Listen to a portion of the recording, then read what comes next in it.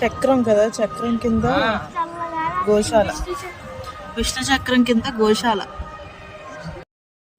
ఇప్పుడు మీరు చూస్తుంది రామనారాయణం. అదేనండి మన విజయనగరంలో ఉంది కదా. ఇది మొత్తం రాముడి బాణం షేప్ లో అయితే ఉంటుంది. ఇది మొత్తం ఈ ప్లేస్ మొత్తం రాముడి బాణం షేప్ లో ఉంటుంది అనమాట. ఇక్కడ మనకి ఏం తెలుస్తుంది అంటే రాముడి చరిత్ర మొత్తం మనం తెలుసుకోవచ్చు. ఇప్పుడు మీరు చూస్తుంది గోశాల. అదేనండి విష్ణు చక్రం కింద ఉందన్నమాట గోశాల.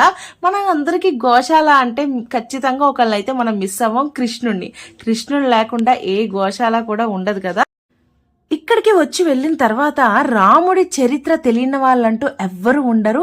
అంత చక్కగా అర్థమవుతుంది అనమాట. మన రాముల వారి చరిత్ర మొత్తం ఇక్కడ ఉంది.